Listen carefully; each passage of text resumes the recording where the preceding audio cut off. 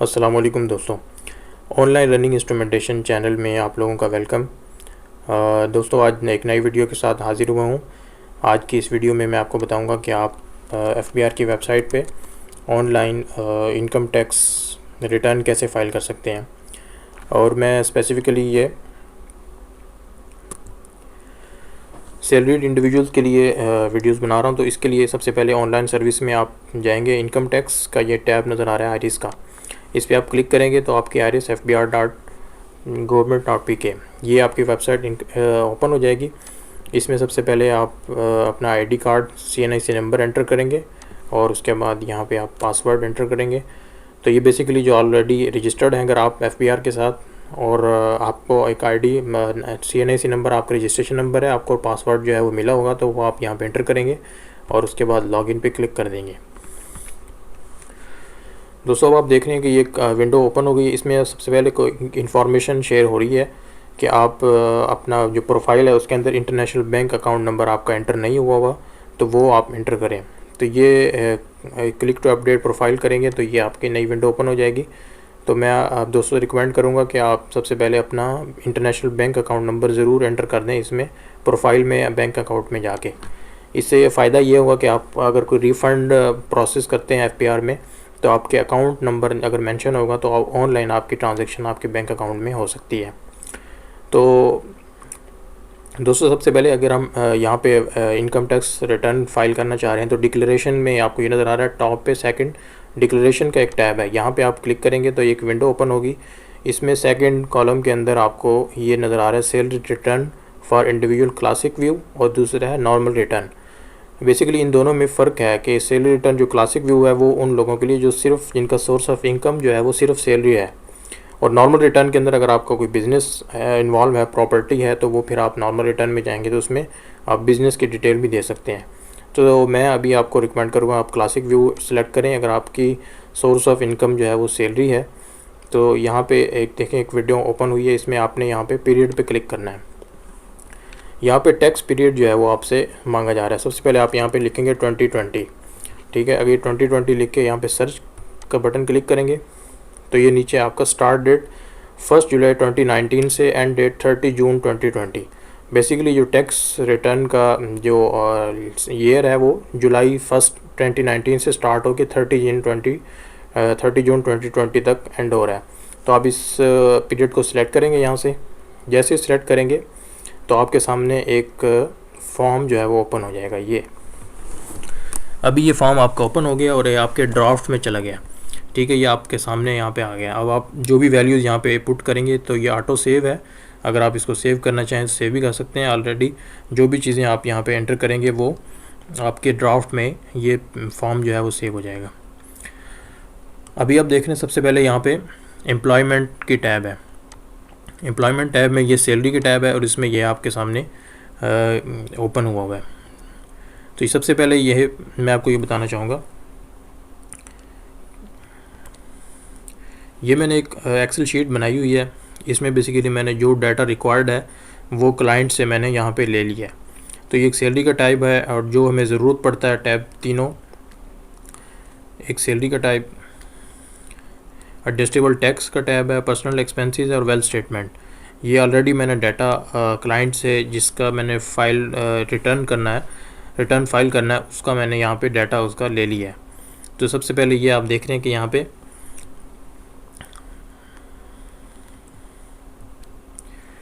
ठीक है, पे वेजेस और अदर रेम्यूनरेशन। यहाँ पे आपने सैलरी लिखनी है जो आपकी एनुअल सैलरी है, कंप्लीट एनुअल सैलरी है। तो ये आपको कहाँ से मिलेगी? अगर आप किसी एम्प्लॉयर के पास काम कर रहे हैं तो अगर आपका एम्प्लॉयर जो है वो आपको एक टैक्स सर्टिफिकेट देगा। ये एम्प्लॉयर ने इनको टैक्स सर्टिफिकेट दिया है जिसमें बेसिकली ये पूरे साल की सैलरी मेंशन है और उसके बाद इस सैलरी पे कितना टैक्स विद हेल्ड किया है आपके टैक्स विद होल्डिंग एजेंट जो है आपका, जो आपकी कंपनी है। और इस सर्टिफिकेट में देख रहे हैं आप ये टैक्स जो डिडक्शन हुई है वो सारा लिखा है और उसके बाद टोटल इनकम लिखी है और नीचे CPR नंबर जो है ये हर मंथ का आपका CPR नंबर यहाँ पे मेंशन है और हर मंथ की जो आपकी डिटेल टैक्स डिडक्शन हुई है वो यहाँ पे मेंशन है।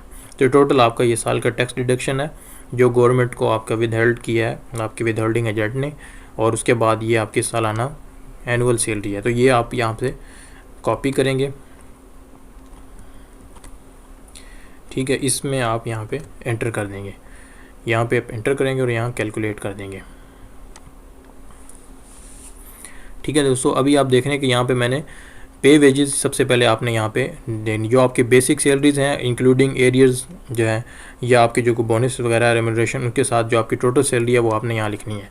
ये टोटल अमाउंट यहाँ पर amount exempted from tax subject to fixed final ये है आपकी वो अमाउंट जो आपकी एग्जेम्प्टेड है टैक्स से, जैसे मेडिकल है या आपके ट्रैवलिंग अलाउंस है जो एग्जेम्प्टेड है टैक्स से, वो आप वैल्यू यहाँ पे लिख सकते हैं। तो मैं जिस क्लाइंट का फिल कर रहा हूँ इनके पास जो है वो इनकी टोटल जो है सैलरी ये टैक्सेबल इनकम है, इसमें एग्जेम्प्टेड टैक्स की कोई इनकम नहीं है, तो मैं यहाँ पे कुछ नहीं लिख रहा। उसके बाद यहाँ पे अलाउंसेज आपके सब मेरी अलाउंस हैं, ये आपसे रिलेटेड नहीं है, एक्सपेंडिचर रिम्बर्समेंट है। और इसी तरह ये लास्ट में आप देखना है कि प्रॉफिट्स, अगर आपके कोई ऐसे बेनिफिट्स हैं जो टर्मिनेशन के बेनिफिट्स हैं या एम्प्लॉयमेंट के अंदर आपके कोई दूसरे अदर बोनसेस वगैरह हैं तो वो आप यहाँ पे मेंशन कर सकते हैं। तो करंटली इसके जो सर्टिफिकेट में मेंशन है टोटल सैलरी मैंने वो यहाँ पे मेंशन कर दी है। तो उसके बाद मैंने जैसे कैलकुलेट किया, अब मैं इसके बाद नेक्स्ट जाऊँगा, यहाँ पे जाके मैं इसको टैक्स चार्जेबल पेमेंट्स में एक कंप्यूटेशन में जाऊँगा, ठीक है। यहाँ पे जाके मैं इसको वेरीफाई कर सकता हूँ कि जो मैंने अमाउंट लिखी है टोटल साल की वो एनुअल सैलरी यहाँ पे आ गई है। अब आप ये आपको बता रहे हैं कि आपका जो टैक्स चार्जेबल है वो 125,401 1,25,401 इस अमाउंट के ऊपर आपका टैक्स चार्जेबल है। आपने ये अमाउंट जो है वो टैक्स पे करना है गवर्नमेंट को, FBR को। ये आपका एडमिटेड टैक्स के अंदर आ जाए, एडमिटेड इनकम टैक्स जो आपने FBR को पे करना है। तो अभी जो है यहाँ पे सैलरी मैंने लिख दी है। एडजस्टेबल टैक्स में चला जाऊँगा। एडजस्टेबल टैक्स के अंदर आप इसके सर्टिफिकेट के अंदर जो है वो मेंशन किया हुआ है कि 125,401 ये अमाउंट जो है वो आपकी साल की आपके विद हेल्डिंग एजेंट जो आपकी कंपनी या एम्प्लॉयर है उसने आपका ये गवर्नमेंट को पे कर दिया एडवांस।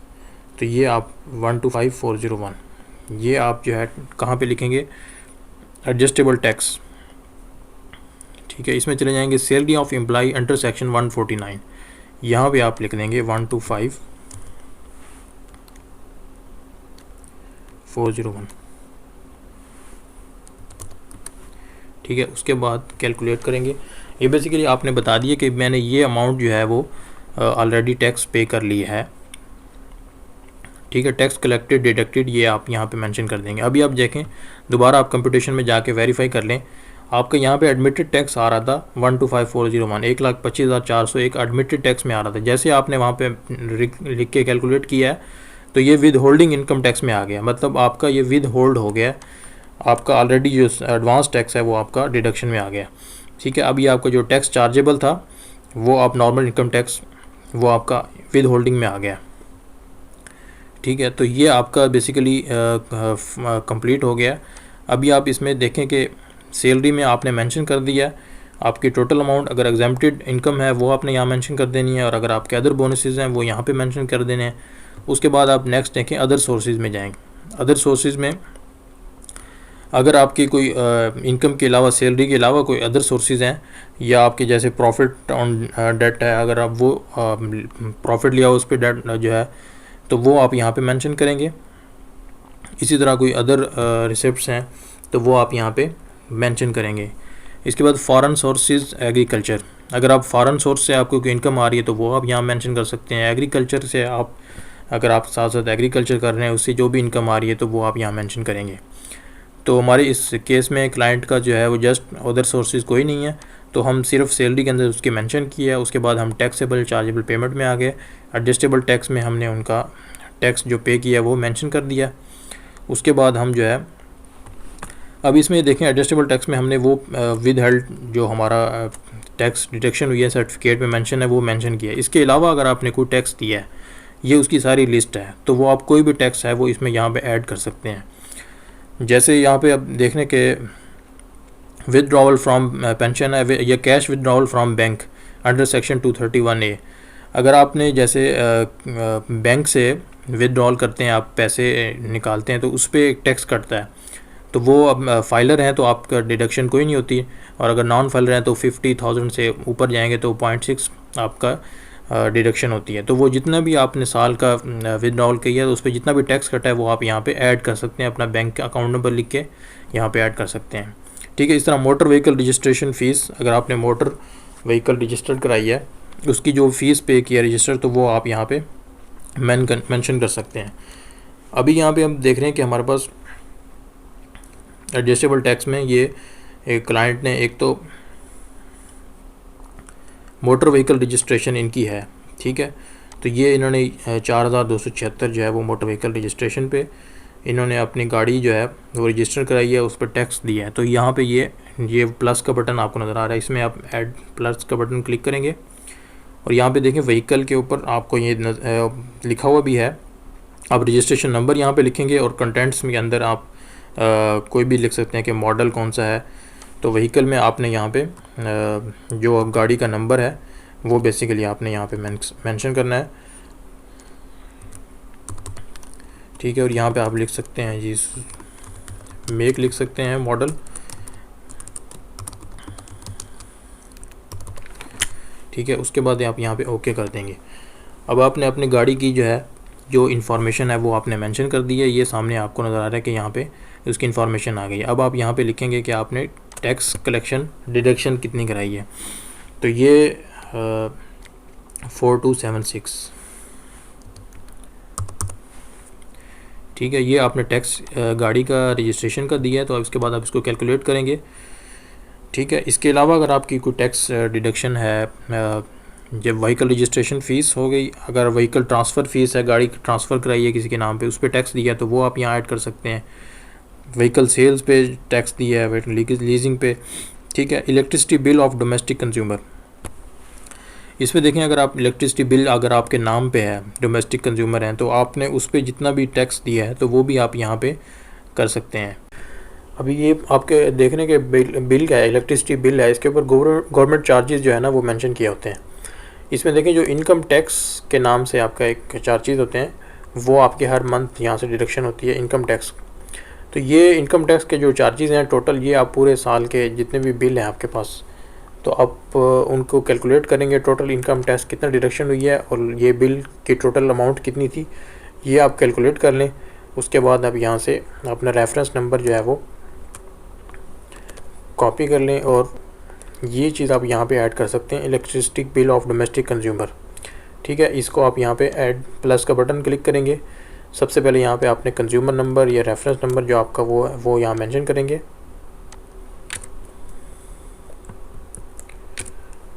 ठीक है, उसके बाद यहाँ पे आप लिखेंगे इलेक्ट्रिसिटी बिल,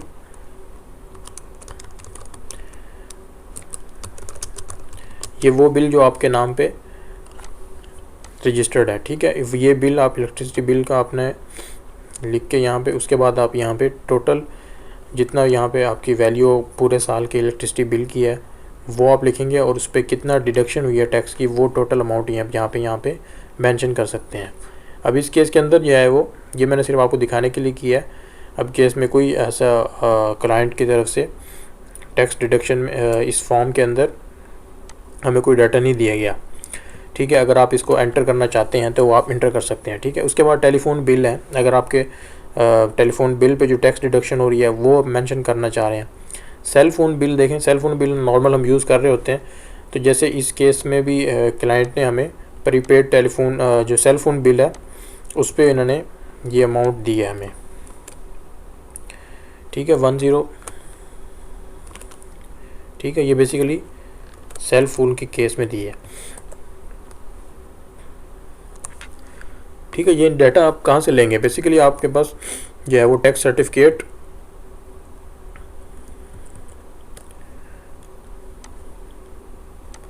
ठीक है, इन्होंने टैक्स सर्टिफिकेट लिया है, तो आपका कोई भी कंज्यूमर, आप जिसके कंज्यूमर हैं, आप जैज़ जोंग जो भी आप वहाँ से अपना, अब इस केस में जैज़ के कंज्यूमर हैं, तो जैज़ की जो ऐप है वर्ल्ड, जैज़ वर्ल्ड के नाम से, उस एप्लीकेशन में सपोर्ट में जाके टैक्स डाउनलोड सर्टिफिकेट डाउनलोड हो जाता है, तो वहाँ से अपने ये डाउनलोड किया हुआ इन्होंने।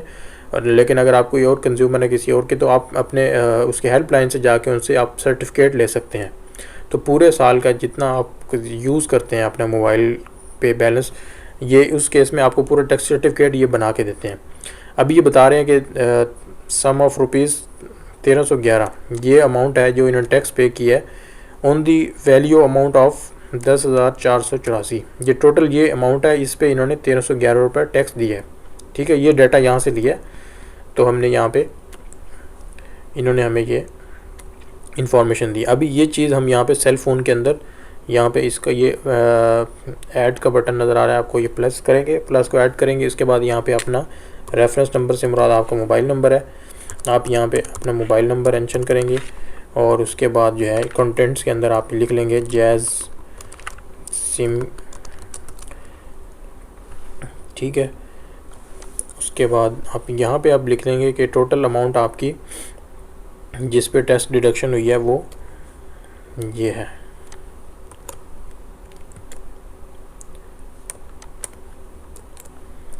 ठीक है, टोटल रिसीट वैल्यू ये है और इस पे टैक्स डिडक्शन जो हुई है वो 1311।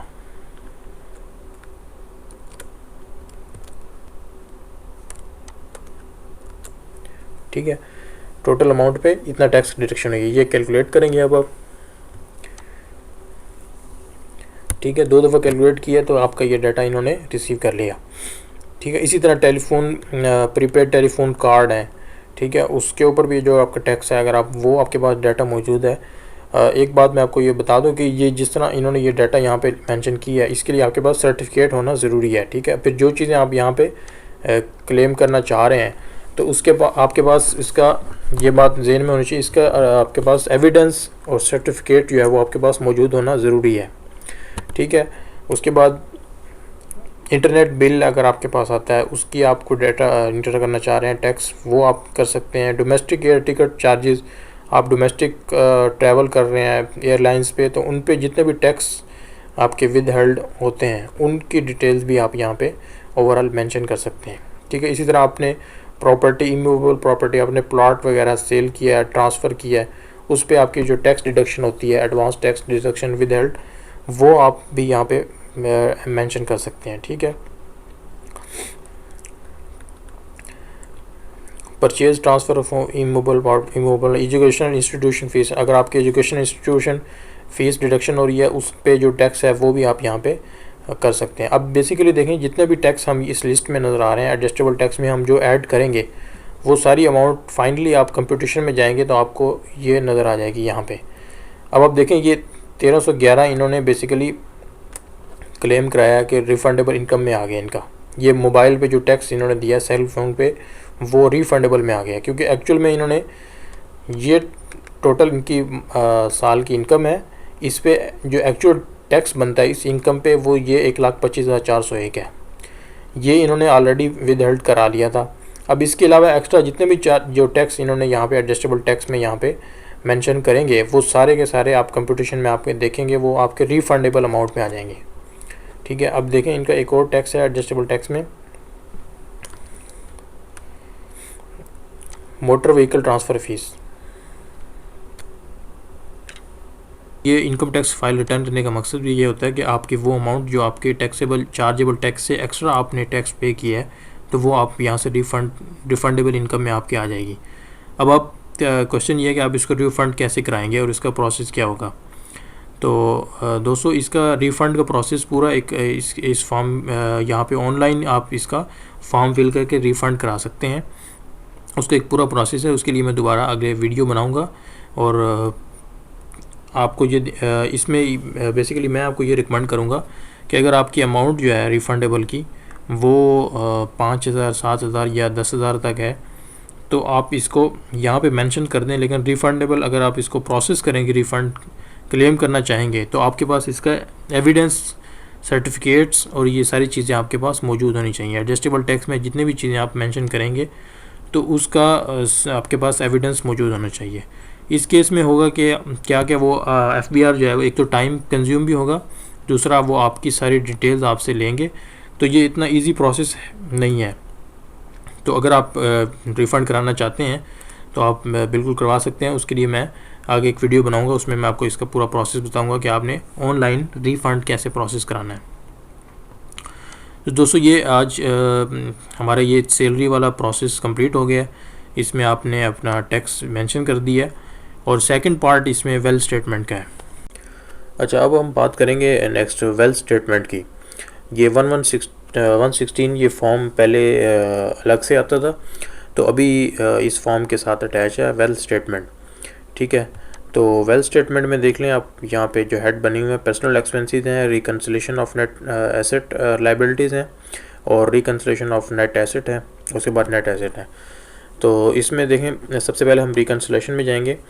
इसमें एक चीज़ मैं आपको बताऊंगा, ये देखें इंपोर्ट प्रीवियस रिटर्न यहाँ पे आ रहा है। जैसे आप इसको क्लिक करेंगे तो ये ऑलरेडी चूँकि ये इंपोर्ट कर चुके हैं इसलिए यहाँ पे दिखा रहा है। अदरवाइज़ आप इसको जब फर्स्ट टाइम क्लिक करेंगे तो आप अगर ऑलरेडी लास्ट टाइम भी अगर आपने टैक्स रिटर्न फाइल किया था तो आपको पिछले साल का जो डाटा है वो ऑटोमेटिकली यहाँ पे डिस्प्ले हो जाएगा। जैसे ये पर्सनल एसेट में गए हैं तो इस क्लाइंट का जो लास्ट टाइम का डाटा है ये सारा का सारा आप देख रहे हैं कि इन्होंने प्लॉट है, लास्ट टाइम इनके अकाउंट में कैश कितना पड़ा था, ये सारी चीज़ें इन्होंने लास्ट टाइम का जितना डाटा है ये इसने उठा लिया है। अभी हम इस पर ओवर राइट करके अभी करंट ईयर का जो एसेट है वो इस पर डिज़ाइन करेंगे। तो ये जनरली देखें वेल्थ स्टेटमेंट में ये 3 टैब हैं। पर्सनल एक्सपेंसेस हैं आपके, आपके लाइबिलिटीज़ हैं या एसेट हैं आपके, और उसके बाद रिकन्सिलेशन ऑफ नेट एसेट है। तो इसका समरी ये है कि आप सिंपल पहले तो आप रिकन्सिलेशन ऑफ नेट एसेट में आएंगे, income declared as per return for the year subject to normal tax. आपकी जो टोटल इनकम आपने यहाँ पे सैलरी में मेंशन की है, तो यहाँ पे इस जस्ट ये क्लाइंट ने ये मेंशन किया है। अदरवाइज़ आपने जितने भी यहाँ पे इन कॉलम्स के अंदर जितने भी ऐड किए हैं वो सब का टोटल आप लिखेंगे। जो आपकी सैलरी एनुअल बनती है वो आप ले आके यहाँ पे इनकम जो डिक्लेयर की है वो आप यहाँ पे पेस्ट कर देंगे, उसके बाद कैलकुलेट कर देंगे। अब आप देख रहे हैं यहाँ पे अनरिकनसाइल्ड अमाउंट। अनरिकनसाइल्ड अमाउंट ये वो अमाउंट है जो आपने यहाँ पे बताई है कि मेरी टोटल इनकम है, लेकिन यहाँ पे आपने जब तक इसको रिकनसाइल्ड कंप्लीट ज़ीरो नहीं करेंगे आप, तो ये आपका एक टैक्स रिटर्न जो है वेल्थ स्टेटमेंट ये सबमिट नहीं हो सकती। तो इसको आपने ज़ीरो करना है। बेसिकली आपने इसका FBR को सारे इसका बताना है कि ये जो आपकी इनकम थी ये कहाँ पे आपने यूज़ किया। या तो आपने 2 चीज़ें, या तो पर्सनल एक्सपेंसेस आपके हैं उसमें आपने यूज़ किए हैं इस सारी इनकम को, और अगर इनमें से कुछ आपने एसेट बना लिया अपना तो वो आप इधर आके पर्सनल एसेट के हेड में लिखेंगे। ठीक है, अब देख रहे हैं कि यहाँ पे मैंने एक एक्सेल शीट के अंदर जो है क्लाइंट का जितना डाटा है वो मैंने उनसे पहले से ले लिया है। पर्सनल एक्सपेंसेस कौन से हैं वो मैंने इनसे सारे ले लिए हैं। इसी तरह पर्सनल एसेट या लाइबिलिटी जो इन्होंने एसेट बनाया है लाइबिलिटी है वो मैंने सारी यहाँ पे उनसे डाटा ले लिया है। तो अभी हम एक एक करके यहाँ पे इनको मेंशन करेंगे। ठीक है, अभी सबसे पहले आप देख रहे हैं कि यहाँ पे इन्होंने इनकम यहाँ पे मेंशन कर दी है जो डिक्लेयर्ड है, और इसी तरह return for the year exempt from tax, अगर टैक्स से एग्जाम्प्ट इनकम है जो आपने अगर यहाँ पे मेंशन की है एग्जाम्प्टेड फ्रॉम टैक्स, तो वो आप इनकम सारी की सारी यहाँ पे एग्जाम्प्टेड के उसमें लिख देंगे। इसके बाद जो है आपने पर्सनल एक्सपेंसेस में जो है वो जाना है। अब सबसे पहले तो इसमें रेंट है। अगर आप जो है जिस आप हाउस में आप रह रहे हैं वो रेंट पे आप उसका रेंट पे करते हैं, या किसी शॉप है उसका आप रेंट पे कर रहे हैं, ठीक है, वो आप यहाँ पे मेंशन कर देंगे कि आप कितना रेंट आपके इसमें आपने पे किया है। उसके बाद रेट टैक्सेस चार्जेस केसेस। ठीक है, इस केस में आप देखें टैक्स चार्जेबल में जो एडजस्टेबल टैक्स में आपने जितना भी टैक्स पे किया ओवरऑल आप वो उसका डाटा यहाँ से ले सकते हैं। ठीक है, अब ये इसमें ये टोटल टैक्स जो कलेक्ट या डिडक्ट हुआ है ये आप यहाँ से कॉपी कर लें। इसमें आपके रिफंडेबल अमाउंट भी जितना भी टैक्स आपने पे किया है ये वो यहाँ से आप लेके इसको पर्सनल एक्सपेंसेस में ले आके यहाँ पे आप पेस्ट कर देंगे कि आपने टोटल ये टैक्स अपने इस इनकम में से इतना टैक्स जो है वो पे किया। इसके बाद व्हीकल रनिंग मेंटेनेंस, आपके पास कोई गाड़ी है उसकी आपके पास आप इसे यूज़ कर रहे हैं, उसकी जो मेंटेनेंस के लिए जितने भी एक्सपेंसेस हैं एनुअल मेंटेनेंस के जितने एक्सपेंसेस हैं उसका आप लमसम अमाउंट एक निकाल लें, तो वो आप यहाँ पे मेंशन कर सकते हैं। अब इस केस में हम यहाँ पे देखते हैं कि क्लाइंट ने पर्सनल एक्सपेंसेस में ये उन्होंने अपने टैक्स बताए हैं, उसके बाद इन्होंने ये अमाउंट अपनी व्हीकल मेंटेनेंस के लिए यूज़ की है। ठीक है, इसको हम कैलकुलेट कर लेंगे।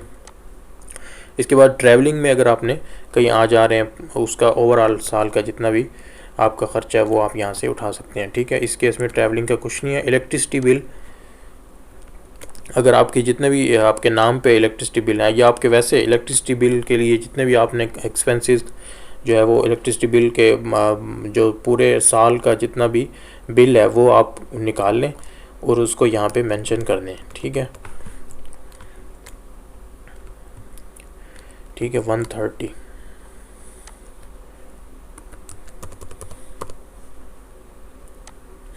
ठीक है, ये कैलकुलेट कर देंगे। उसके बाद आपका वाटर है, अगर पानी का कोई बिल है आपके पास आ रहा है, उसकी जितनी भी अमाउंट साल की बनती है वो आप मेंशन करेंगे। ठीक है, गैस का बिल है, गैस का बिल साल का जितना भी आपके पास एवरेज बनता है वो सारा का सारा आप यहाँ पे आप मेंशन करेंगे। ठीक है, उसके बाद टेलीफोन बिल है। ठीक है, टेलीफोन में आपके पर्सनल मोबाइल के सेल फ़ोन के बिल हैं और इसके अलावा आपके इंटरनेट के PTCL के, ये सारे के सारे आप इसकी कैलकुलेट करके फ़ाइनल जो अमाउंट बनती है साल की वो आप यहाँ पे मेंशन करेंगे।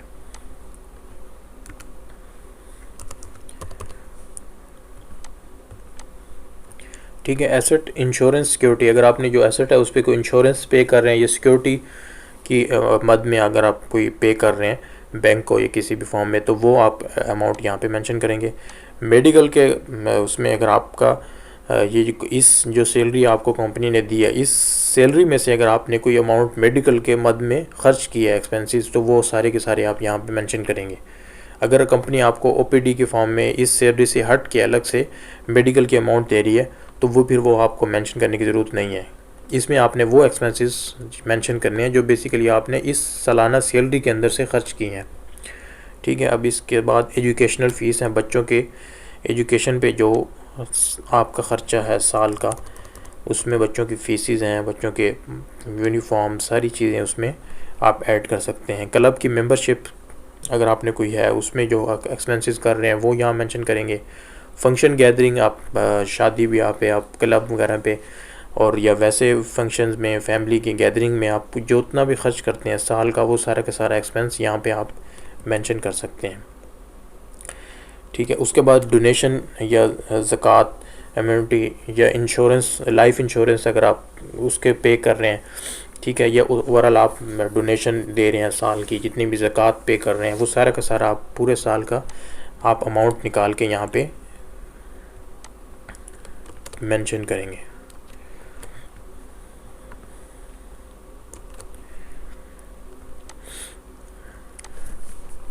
उसके बाद यहाँ पे आप देख रहे हैं other personal house hold expenses. ये जो एक्सपेंसेस के हेड यहाँ पे बने हुए हैं, इससे हट के अगर अदर एक्सपेंसेस हैं आपके, या पर्सनल एक्सपेंसेस हैं या हाउस होल्ड एक्सपेंसेस हैं, जैसे किचन के आपके साल का जितना खर्चा होता है आप किचन में खर्च कर रहे होते हैं, घर में जितना भी आप एक्सपेंसेस कर रहे होते हैं, उस सारी की सारी अमाउंट आप यहाँ पे मेंशन करेंगे।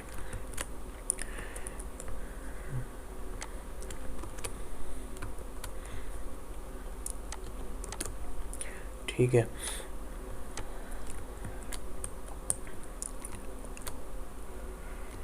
ठीक है, अब देख रहे हैं यहाँ पे टोटल जो एक्सपेंस इनका पर्सनल एक्सपेंसेस है वो ये अमाउंट यहाँ पे आ गई है इनकी जो टोटल एक्सपेंसेस है। इसके बाद देख रहे हैं लास्ट में contribution expenses by family members. आपका कोई फैमिली मेम्बर हैं वो आपको कंट्रीब्यूट कर रहे हैं आपके एक्सपेंसेस के अंदर, उनका अगर कोई हिस्सा है तो वो आप यहाँ पे मेंशन करेंगे। ठीक है, तो जो एक्सपेंसेस के अंदर वो कंट्रीब्यूट कर रहे हैं वो जो आप यहाँ मेंशन करेंगे वो आपकी यहाँ पे आपकी नेगेटिव में अमाउंट आ जाएगी रिकन्सिलेशन ऑफ नेट एसेट में। ठीक है, अभी पर्सनल एक्सपेंसेस में जितने भी इनके एक्सपेंसेस थे वो सारे के सारे मैंने यहाँ मेंशन किए हैं, इनको कैलकुलेट किया है। अब आप देख रहे हैं जब मैं रिकन्सिलेशन ऑफ नेट एसेट में जाता हूँ तो ये आउटफ्लोज़ के अंदर ये दिखा रहे हैं इनकम टोटल ये साल की डिक्लेयर्ड ये थी, इसमें आउटफ्लोज़ के अंदर वो पर्सनल एक्सपेंसेस वो बता रहे हैं कि आपने इतने एक्सपेंस पर्सनल एक्सपेंसेस किए हैं, और अभी जो है वो अनरिकनसाइल्ड अमाउंट जो है वो 10,58,592 ये वो रकम आ रही जो अभी आपने इनका बताना है कि ये बाकी रकम आपने कहाँ एक्सपेंसेस में या कहाँ एसेट बनाया या क्या कहाँ खर्च किए, ये आपने इसको क्लियर करना है, और जब तक ये अमाउंट ज़ीरो नहीं होगी आप इसको सबमिट नहीं कर सकेंगे। ठीक है, अभी ये जिस क्लाइंट का मैं फिल कर रहा हूँ उनके पर्सनल एक्सपेंसेस इतने थे जो मैंने यहाँ मेंशन कर दिए आउटफ्लोज़ के अंदर। ठीक है, इसके अलावा यहाँ पे आप देख रहे हैं कि टैक्सेस के बाद जस्ट फॉरेन रेमिटेंस अगर आपके कोई हैं, अब बाहर से कोई रकम आ रही है, कोई भाई आपको भेज रहे हैं या कोई आपके रिलेटिव्स बाहर से रकम कोई आपको आपकी इनकम के अलावा आपकी आ रही है, तो वो यहाँ पे वो भी आप मेंशन करेंगे। ठीक है। इनहेरिटेंस, अगर आपके जो विरासत में आपके कोई प्लॉट है या कोई चीज़ आपको इनहेरिटेंस में मिली है, तो वो उसकी जितनी भी अमाउंट है वो आप यहाँ पे इसको मेंशन करेंगे। गिफ्ट में आपको कोई गिफ्ट मिला है किसी फैमिली मेम्बर की तरफ से, तो वो आप यहाँ मेंशन करेंगे। अब ये गिफ्ट से मुराद आप ये नहीं कि आप यहाँ जस्ट मेंशन कर दें, आपको इसका पूरा एविडेंस देना पड़ेगा। ठीक है। तो जो भी आपको गिफ्ट में कोई प्लॉट मिला है उसका जितना भी आपके पास एविडेंस हो, उसको जो एग्जैक्ट अमाउंट है वो आप यहाँ मेंशन करेंगे। Gain on disposal of asset, ठीक है, डिस्पोजल ऑफ एसेट पे जो गेन है वो उसकी अमाउंट यहाँ मेंशन करेंगे। कोई अदर आपकी इनकम है वो इनफ्लोज में आपके आई है वो आप यहाँ मेंशन करेंगे। ठीक है। पर्सनल एक्सपेंसेस हैं। उसके बाद यहाँ पे अब आउटफ्लोज में देख रहे हैं। आउटफ्लोज में अगर आपके कोई गिफ्ट किसी और को आपने, किसी फैमिली मेम्बर को, किसी को आपने गिफ्ट दिया है, ये गिफ्ट बेसिकली आपके इनफ्लोज में है, ये आउटफ्लोज में है। ठीक है। अगर आपने किसी को गिफ्ट दिया है तो वो उसकी अमाउंट आप यहाँ मेंशन करेंगे। Loss on disposal of asset, ठीक है, आपका जितना एसेट है उसमें डिस्पोजल ऑफ एसेट में आपका कोई लॉस हुआ है तो वो लॉस की अमाउंट जो है वो आप यहाँ मेंशन करेंगे। ठीक है। और इसके अलावा अगर इन हेड से हट के कोई आउटफ्लो आपका अदर्स में आप यहाँ मेंशन कर देंगे। ठीक है। टोटल बाकी अनरिकन्सिलर्ड अमाउंट ये ऑटो कैलकुलेशन आपकी यहाँ पे आ जाएगी। लास्ट में आप देख रहे हैं लाइबिलिटीज़ है, ये asset transferred, sold, gifted, donated during the year. In इस साल के अंदर जो आपका टैक्स ईयर है इसमें आपने कोई एसेट सोल्ड किया है, उसको बेचा है, गिफ्ट किया है या ट्रांसफ़र किया है। ठीक है। तो वो लाइबिलिटीज़ में आपकी यहाँ पे रिफ्लेक्ट होगा, वो आप यहाँ मेंशन करेंगे। अगर आपने कोई एसेट सोल्ड किया है उसकी अमाउंट जो है वो यहाँ लाइबिलिटीज़ में आ जाएगी। ठीक है। अब आप देख रहे हैं कि पर्सनल एक्सपेंस मैंने कंप्लीट कर लिया है, पर्सनल एसेट लाइबिलिटीज़। अब जो बाकी अमाउंट है वो मुझे बताना है कि वो कहाँ गया। अब मेरा कोई एसेट बना है तो वो मैंने यहाँ पे मेंशन करना है। अब आप देख रहे हैं मैंने लास्ट में इंपोर्ट प्रीवियस रिटर्न किया, तो मेरे पास जितना लास्ट ईयर का डाटा था वो मेरे पास सामने आ चुका है। तो लास्ट ईयर ये बता रहे हैं कि इनका ये प्लॉट इन्होंने ख़रीदा था। अगर ये प्लॉट अभी तक इनका मौजूद है तो ये इसको ऐसे ही रहने दें। बेसिकली इसमें ये वो अमाउंट आपने लिखनी है प्लॉट की जो आपकी रजिस्ट्री की वैल्यू है, जो आपके नाम पे एक रजिस्टर्ड है प्लॉट, और उस रजिस्ट्री के ऊपर जो वैल्यू मेंशन है आपने वो अमाउंट लिखनी है। अब ये हर साल ये आपकी प्लॉट की जो जो उसकी वैल्यू है वो बढ़ती जाएगी, लेकिन आपने यहाँ पे सिर्फ वही मेंशन करनी है जो आपने इनिशियली आपने रजिस्ट्री वैल्यू पे मेंशन की है। अब जो एसेट आपने इस प्लॉट से हट के कोई और प्लॉट ले लिया है, ठीक है, तो आप यहाँ पे मज़ीद इसको ऐड करेंगे। यहाँ पे ऐड का बटन है, या फर्स्ट टाइम आप प्लॉट ले रहे हैं, अगर लास्ट टाइम नहीं लिया हुआ था तो आप यहाँ पे उसका एड्रेस लिखेंगे। ठीक है। कोई टाउन है, कोई कॉलोनी है रेजिडेंशियल, तो वो आप यहाँ पे उसका प्रॉपर्टी का यहाँ लिखेंगे, और इसके बाद यहाँ पे लिखेंगे रेजिडेंशियल या कमर्शियल या एग्रीकल्चर, कोई भी आपकी प्रॉपर्टी है। एग्रीकल्चर के लिए अलग से टैब है, रेजिडेंशियल है, कमर्शियल है, वो यहाँ लिखेंगे। 10 मरला जगह का आप लिख देंगे कि कितनी लोकेशन है, और उसका एड्रेस भी लिखना चाहें तो आप लिख सकते हैं ETC। ठीक है। जब ये करेंगे उसके बाद आप ये क्या करेंगे, जैसे आप करेंगे यहाँ पे आपका ये ऐड हो जाएगा। अब यहाँ पे आपने अमाउंट लिखनी है। अब इस केस में क्लाइंट ने जो इनके पर्सनल एसेट लाइबिलिटीज़ हैं वो मैंने यहाँ पे पहले ऑलरेडी इनसे ले ली हैं। तो सबसे पहले आप ये देख रहे हैं कि इन्होंने ये बताया है कि इन्होंने 3 मरले का प्लॉट लिया है और उसकी वैल्यू है 6 लाख। ठीक है। तो मैंने इनकी वैल्यू यहाँ पे मेंशन करानी। ठीक है। 600,000 ये इनका एसेट इन्होंने इस साल जो परचेज़ किया है।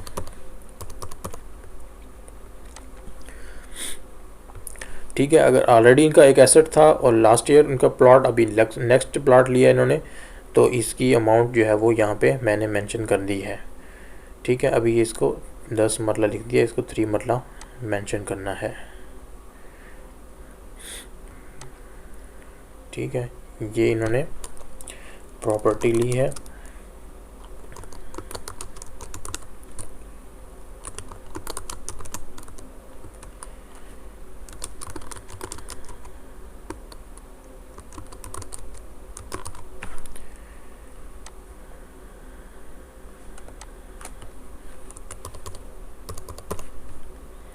ठीक है। इसके अलावा जो है इनका एसेट्स के अंदर हम जाएंगे तो इन्होंने बताया कि इनके HBL अकाउंट के अंदर ये 24,535 ये अमाउंट पड़ी है। अब ये ऑलरेडी इन्होंने bank account last year mention किया हुआ, और उसमें बताया कि लास्ट ईयर 30 जून 30 जून को इनके पास ये कैश जो बैंक के अंदर अमाउंट पड़ी थी वो ये थी। अभी इस साल का आप बैंक स्टेटमेंट निकालेंगे अपनी, और उसमें 30 जून को लास्ट जो डेट है, इस 30 जून 2020, तो वो लास्ट डेट 30 जून 2020 को आपके अकाउंट के अंदर जो नंबर आपने यहाँ मेंशन किया उसमें जितना बैलेंस पड़ा है वो आप बैलेंस एग्जैक्ट अमाउंट यहाँ पे लिख देंगे। ठीक है, यहाँ पे देख रहे हैं आप investment, non business account, annuity, bond, certificate, तो ये आप यहाँ पे ऐड, अगर आप ये लास्ट ईयर इन्होंने बैंक अकाउंट ऐड किया, आप कोई और चीज़ ऐड करना चाह रहे हैं तो वो यहाँ पे आप इंटरनेशनल बैंक अकाउंट नंबर लिखेंगे। ठीक है, अगर आपको कोई बॉन्ड है उसका नंबर वगैरह, सीरियल नंबर, वो यहाँ मेंशन करेंगे। ठीक है, अगर आप बैंक अकाउंट लिखेंगे यहाँ लिखेंगे करंट और सेविंग। ठीक है, उसके बाद HBL का है, जो भी आपका अकाउंट है वो यहाँ लिखेंगे, अकाउंट नंबर भी। उसके बाद इसको ओके करके फिर यहाँ पे जो अमाउंट है वो आप यहाँ पे लिख देंगे। इसके इन्वेस्टमेंट है, बेसिकली आपके शेयर्स हैं, ये स्टॉक एक्सचेंज में आपके शेयर्स हैं, इन्वेस्टमेंट की हुई है, कहीं फ़ंड रखा हुआ है, तो ये सारी डिटेल आप यहाँ पे ऐड करके मेंशन कर सकते हैं आपकी जो आपकी इन्वेस्टमेंट है, जो आपका एसेट है। ये ऊपर मैंने स्किप किया लास्ट, ये प्लॉट है। उसके बाद आपका बिज़नेस कैपिटल है, अगर आप कोई बिज़नेस कर रहे हैं उसका जो कैपिटल अमाउंट है वो यहाँ लिखेंगे। इक्विपमेंट, नॉन बिज़नेस, अगर आपके पास कोई इक्विपमेंट है घर में जो आपका पर्सनल इक्विपमेंट है, ठीक है, बिज़नेस से हट के, उसकी जो अमाउंट है वो यहाँ लिखेंगे। एनिमल है, आपने जानवर रखे हुए हैं, गाय, भैंस, बकरी, कोई जानवर हैं, उनके टोटल एसेट जितनी उनकी अमाउंट है वो आप यहाँ पे लिख सकते हैं इक्विपमेंट एनिमल के अंदर। ठीक है, उसके बाद आपने अकाउंट नंबर का बता दिए लास्ट, इनका आप देख रहे हैं एग्जैक्ट जो लास्ट इनकी 24535, ये इनके अकाउंट में 30 जून 2020 को इनका बैलेंस था, तो वो इन्होंने यहाँ पे मेंशन कर दिया 24535। ठीक है, ये इनका लास्ट बैलेंस था 30 जून को, कैश अमाउंट, अपना बैंक बैलेंस वो इन्होंने लिखा। इसके बाद डेट, अगर आपने कोई कर्ज दिया हुआ है किसी को और वो नॉन बिजनेस है, एडवांस है, लोन दिया हुआ है, ठीक है, तो वो उसकी अमाउंट जो है वो आपने, या रिसीवेबल है जो आपने वहाँ से लेनी है, किसी से सिक्योरिटी दी हुई है वो लेनी है। ठीक है, डिपॉजिट कराया हुआ, ये सारी चीज़ें आप यहाँ पे ऐड करके यहाँ पे डेबिटर का नाम वगैरह, उसका CNIC और उसके टाइप ऑफ अकाउंट, ठीक है, ये वो यहाँ मेंशन करेंगे और यहाँ पे अमाउंट लिख देंगे। मोटर व्हीकल नॉन बिजनेस, आपके नाम पे कोई गाड़ी है, आपने एसेट लिया है, इस साल आपने गाड़ी ख़रीदी है, वो आपने यहाँ मेंशन करनी है। अब इस केस में क्लाइंट ने ये इस अमाउंट की इन्होंने गाड़ी ली है, तो वो हम यहाँ पे ऐड करेंगे। ठीक है, अब गाड़ी का यहाँ पे आप नंबर लिख देंगे। लेट्स से कोई भी गाड़ी का नंबर है वो आप लिखेंगे यहाँ पे। आप उसकी डिस्क्रिप्शन के अंदर लिख सकते हैं, मेक है सुजुकी, मॉडल लिख सकते हैं। ठीक है, जो आपके नाम पे गाड़ी आपने ख़रीदी है वो आप यहाँ उसकी डिटेल मेंशन करेंगे। देखें मैंने जैसे मेंशन किए यहाँ पे सामने डिटेल आ गई। अब यहाँ पे उसकी अमाउंट लिख लेंगे जिस पे आपने परचेज़ की है गाड़ी। ठीक है, इसके बाद इसको कैलकुलेट कर देंगे। अब देखें जितने भी मैं एसेट लिखता जा रहा हूँ ये सारी की सारी, जब मैं इसको अनरिकनसाइल्ड अमाउंट चेक करूँगा रिकन्सलेशन के अंदर, तो वो देखें यहाँ से कम होती जा रही है माइनस के अंदर। ठीक है, जितना भी मैंने टोटल इनकम लिखी है उसका मैं जैसे जैसे मैं यहाँ पे इन हेड्स के अंदर इनके लिखता जा रहा हूँ तो ये वैल्यू कम आती जा रही है। आप यहाँ से मेंशन देख भी सकते हैं। अगर आपने देखें एग्जैक्टली आपने कोई अमाउंट अपनी पर्सनल एक्सपेंसेस, ये सारी चीज़ें अगर आपने एग्जैक्ट मैयत नहीं की, ठीक है, अगर आपने एक लमसम अमाउंट लिखनी है तो मैं आपको रिकमेंड करूँगा आप जनरली अपने जो एसेट हैं वो पहले मेंशन कर लें यहाँ पे कितने एसेट आपने इस साल बनाए हैं। उसके बाद जो अमाउंट आपकी अनरिकनसाइल्ड अमाउंट में आ रही है उसकी लमसम अमाउंट आप सारी पर्सनल एक्सपेंसेस में एडजस्ट कर सकते हैं, और फाइनली आपका जो नेट रिज़ल्ट है वो यहाँ पे ज़ीरो हो जाए तो फिर उसके बाद आप इसको सबमिट कर सकते हैं। तो अगर आपने एग्जैक्ट काउंटिंग की हुई है, अगर आपने मेजर किया हुआ आपका साल के जितने एक्सपेंसेस हैं, तो आप एक्चुअल अमाउंट ही लिखें तो ज़्यादा बेस्ट है। ठीक है, अभी हम यहाँ पर थे गाड़ी की रजिस्ट्रेशन, जो रजिस्टर्ड गाड़ी है उसका अमाउंट लिखिए। उसके बाद प्रीशियस, अगर आपके कोई कीमती चीज़ें हैं जैसे गोल्ड है, तो वो इस तरह की चीज़ें अगर आपने एसेट में ली हैं तो आप उसका यहाँ पे ये व्हीकल आ गया। नेक्स्ट यहाँ पे डायरेक्ट अमाउंट आप यहाँ पे लिख सकते हैं।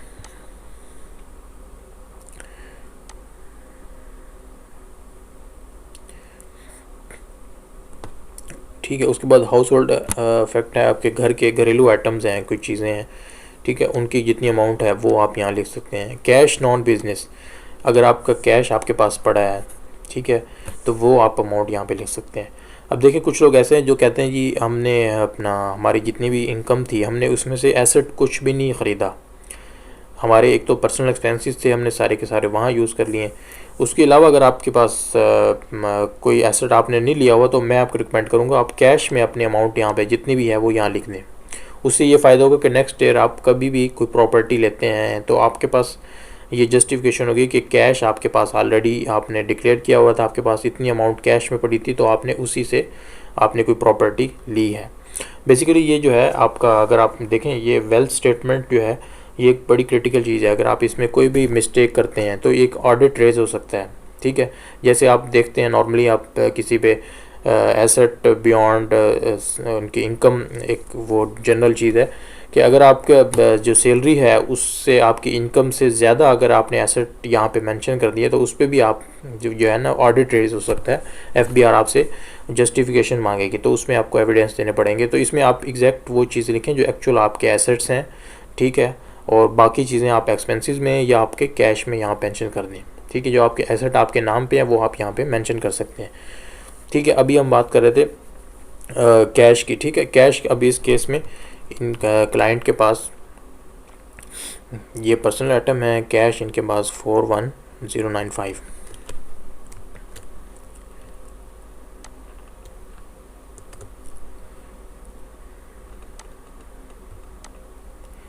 ठीक है। ये कैश इनके पास था, लास्ट ईयर जो पड़ा था मैंने उस पर ओवरराइड कर दिया, तो अभी तो बाकी अमाउंट एक्स्ट्रा अमाउंट जो लास्ट ईयर की थी उसको वो दोबारा से इसमें पॉजिटिव में आ जाएगी। मुझे उसका मज़ीद से उसका कैलकुलेट करना पड़ेगा कि वो मैंने अमाउंट कहाँ खर्च की।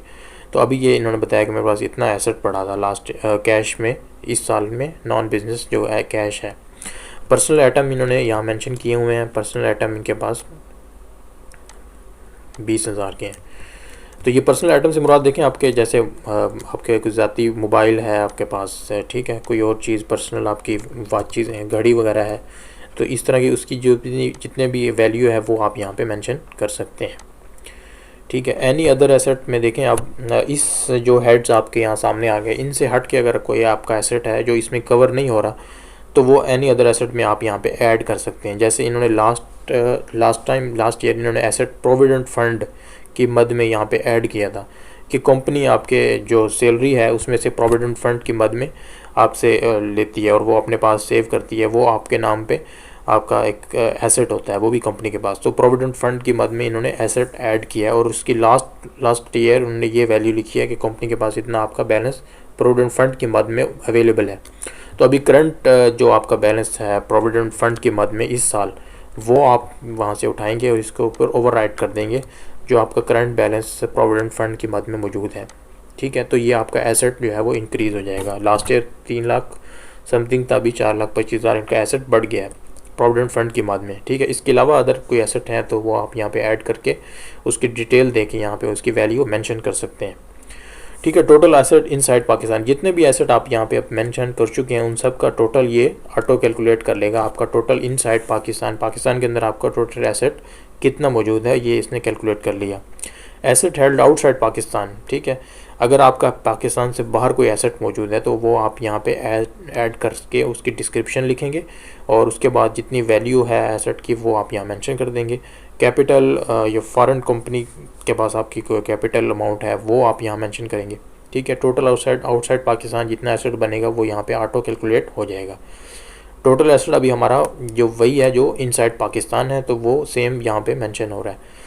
इसके बाद नीचे देखेंगे आप एसेट के बाद ये लायबिलिटीज़ आ जाती हैं। आपका क्रेडिट है, आपने किसी बोरोइंग है, कोई लोन आपने किसी को दिया हुआ है, देना है बेसिकली, लिया हुआ और पेएबल है जो आपने किसी से लिया हुआ है तो वो क्रेडिट या अमाउंट बोरोइंग या लोन की जो पेएबल है वो आप यहाँ पे ऐड करेंगे और क्रेडिटर का नेम, उसका NIC नंबर वगैरह जिससे आपने क्रेडिट लिया है, जिससे आपने लोन लिया है उसका नेम वगैरह लिख के यहाँ पे आप अमाउंट लिख देंगे कितना आपने उनसे लोन लिया है। तो ये टोटल लायबिलिटीज़ जो है वो आपकी यहाँ पे कैलकुलेट हो जाएंगी,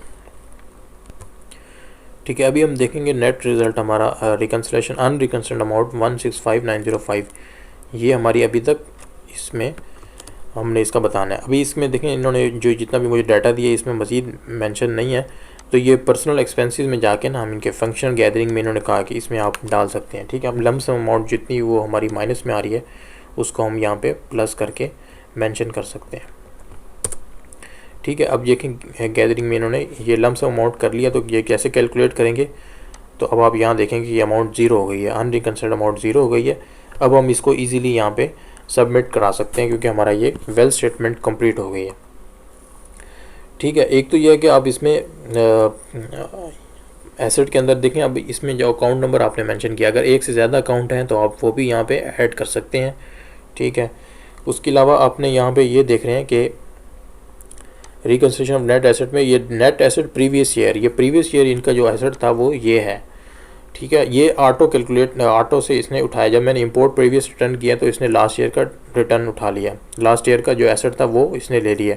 अगर आप फर्स्ट टाइम रिटर्न फाइल कर रहे हैं तो ये अगर आपका उससे पहले कोई ऑलरेडी एसेट मौजूद था, चाहे वो 10 लाख हो, 1 मिलियन हो, 3 मिलियन हो, तो जो भी अमाउंट आपकी मौजूद है आपका प्रीवियस ईयर, तो अब मैनुअली आप यहाँ पे मेंशन कर दें कि मेरे पास नेट एसेट प्रीवियस ईयर आपका यहाँ मौजूद है, क्योंकि अगर फर्स्ट टाइम आप यहाँ पे फाइल कर रहे हैं तो इसमें आपको कोई मसला नहीं है। आप यहाँ पे पिछले जितना भी आपका एसेट है वो सारी की सारी अमाउंट आप यहाँ मैनुअल एंटर कर दें, ठीक है। अभी हम चूँकि ये ऑलरेडी ये पिछले साल भी रिटर्न फाइल कर चुके हैं, तो इसने ऑटो पे इंपोर्ट प्रीवियस रिटर्न से इसने यहाँ पे लास्ट ईयर का इन्होंने एसेट जो है वो ले लिया है। उसके बाद ये है कि इसके अलावा अगर आपको किसी चीज़ की यहाँ पे समझ नहीं आ रही, अगर आप कुछ समझना चाह रहे हैं, तो मैं नीचे डिस्क्रिप्शन के अंदर अपना व्हाट्सएप नंबर जो है वो मेंशन कर देता हूँ, तो आप जो है वो मुझसे रब्ता करके कोई चीज़ आप गाइड जो है वो ले सकते हैं, ठीक है। जब आप ये कंप्लीट कर चुकेंगे आपकी अमाउंट ज़ीरो होगी, अनरिकंसर्न्ड अमाउंट, और आपका ये दोनों फॉर्म बेसिकली ये सैलरी का टैब आपका कंप्लीट हो गया। टैक्स चार्जेबल में आपने इसमें एडजस्टेबल टैक्स में जाके आप कंप्यूटेशन में जाके चेक कर लेंगे कि आपके पास कोई एडमिटेड टैक्स कितनी अमाउंट नहीं आ रही है। अगर एडमिटेड टैक्स अमाउंट यहाँ पे आ रही है, इट्स मीन कि आपने अभी टैक्स पे करना है गवर्नमेंट को, तो आप उसका चालान बना के वो आप यहाँ पे पहले पे करेंगे, तो फिर आप उसके बाद आप इसको सबमिट करा सकते हैं, ठीक है। उसका चालान कैसे बनाते हैं एडमिटेड टैक्स अगर आपने पे करना है तो उसके लिए मैं अलग से वीडियो बनाऊँगा। इसी तरह आप देखेंगे कि आपके पास कोई चार्जेबल टैक्स नहीं है इस टाइम, विद होल्डिंग में आपने जो जितना आपका चार्जेबल था वो आप पे कर चुके हैं, ये आप वेरीफाई कर लेंगे। वेल स्टेटमेंट में आपने वेरीफाई कर लिया कि आप अनरिकंसिडर्ड अमाउंट आपकी ज़ीरो है। उसके बाद आप फिर नेक्स्ट आप लास्ट ये देख रहे हैं वेरिफिकेशन में, इसमें आप आ जाएंगे, ठीक है। अगर आपको पिन नंबर याद है तो आप यहाँ पे लिखेंगे, वेरीफाई पिन कर देंगे, और अगर आपको पिन याद नहीं है तो कोई इशू नहीं है, आप इसको सिंपल आप इसको जो ऑलरेडी आपने सेव कर दें, सेव करने के बाद आप इसको यहाँ से क्लोज़ कर दें, ठीक है। ये आप कह रहे हैं अनसेव डाटा आप सेव कर चुके हैं, आप इसको यस कर दें।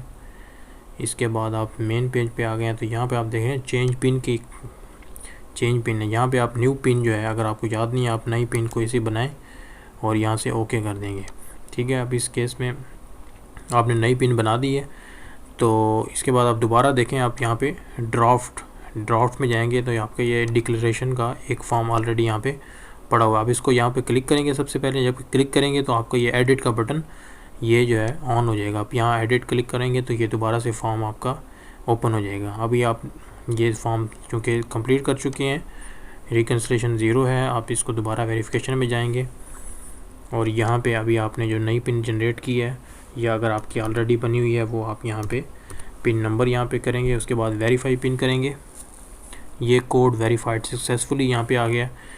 जैसे आप वेरीफाई कर देंगे उसके बाद आप ये देख रहे हैं कि यहाँ पे इसके बाद आप यहाँ पे सबमिट कर देंगे, ठीक है। Transaction will not be editable after submission, जब आप सबमिट कर चुकेंगे तो उसके बाद आप दोबारा से इसको एडिट नहीं कर सकेंगे, ठीक है। Do you want to submit, yes, ठीक है। जैसे आप सबमिट करेंगे तो अब आप देख रहे हैं कि यहाँ ड्राफ्ट से ये चला गया है।